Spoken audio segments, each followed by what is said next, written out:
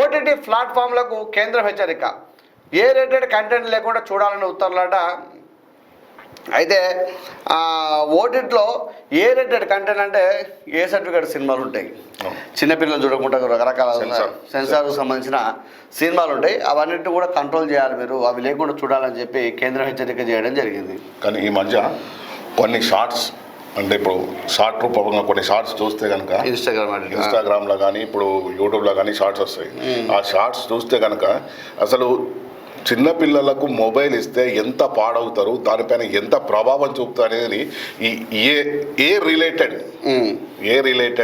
Videos చాలా వస్తున్నాయి.